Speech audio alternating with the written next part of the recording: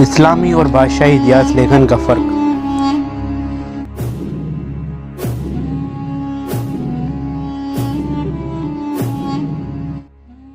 इस्लामी और बादशाही लेखन का इतिहास बड़ा ही लंबा और पेचीदा रहा है। अगर हम इतिहास लेखन की तरतीब को समझना चाहें तो उसे हम दो भागों में विभाजित करके फ़र्क को आसानी से समझ सकते हैं। पहला तो है इस्लामी इतिहास लेखन और दूसरा है बादशाही इतिहास लेखन।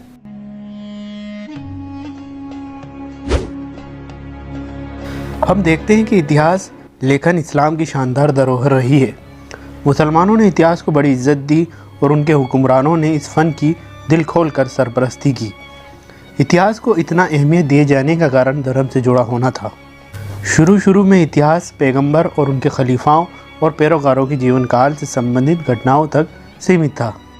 पैगंबर और उनके खलीफाओं का इतिहास उनके जाने के कुछ अरसे बाद लिखा गया, परंतु चौथी हिजरी के बाद इस्लामिक इतिहास लेखन पर यूनानी लेखकों का प्रभाव बढ़ता नजर आता है।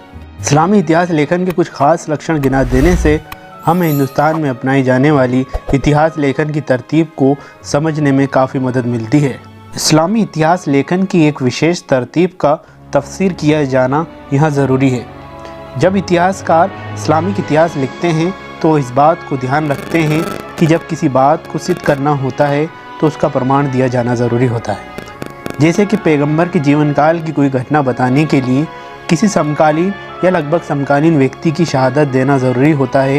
ये परंपरा इतनी मजबूती से कायम हो चुकी है, जब कोई इतिहासकार पैगंबरों का इतिहास लिखता है तो वो इस बात का प्रमाण देता है कि इसमें लगभग समकालीन व्यक्ति की शहादत दर्ज की गई है। लेकिन फ़ारसी इतिहासकारों का इतिहास लेखन पर गहरा असर पड़ा है। उनकी लेखनी की कला से युगों का इतिहास, बादशाहों के इतिहास में बदल गया। अब इतिहास की किताबें सुल्तान, बादशाहों पे लिखी जाने लगी। पहले जो अरबी इतिहासकारों का सिलसिला था प्रमाण देने का, वो भी ख़त्म होता चला गया।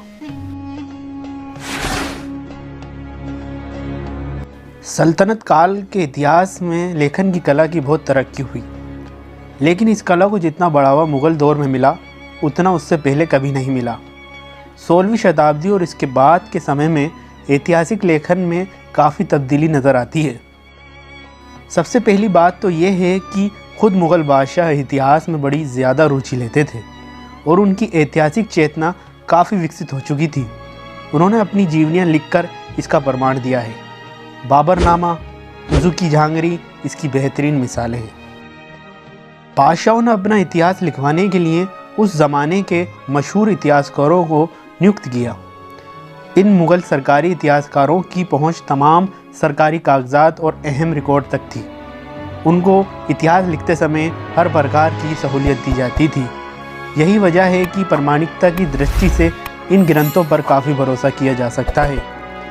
ऐसी किताबों को सरकारी इतिहास कहा जाता है, लेकिन इनकी सबसे बड़ी खराबी और कमज़ोरी यह है कि ये हमेशा सरकार के पक्ष में बोलती नज़र आती हैं, क्योंकि इनके लेख दरबार में बादशाहों के सामने पढ़ाए जाते थे। इसलिए उनके खिलाफ कुछ लिखना अपनी मौत को दावत देने के बराबर था। उदाहरण के तौर पर अकबरनामा, बादशाहनामा, आलमगीरनामा ये किताबें खुद मुग़ल बादशाह की लिखवाई हुई ग्रंथ थी। इसे मुग़ल काल का सरकारी इतिहास लेखन की मिसालें कहा जा सकता है। इस तरीके से हमें स्पष्ट हो जाता है कि इस्लामिक इतिहास लेखन इतिहासकारों ने अपनी तहकीक के मुताबिक लिखा और बादशाही इतिहास लेखन बादशाहों की मर्ज़ी से लिखा गया। इससे हमें उस ज़माने के लेखकों के लेख लिखने के फ़र्क का पता चलता है।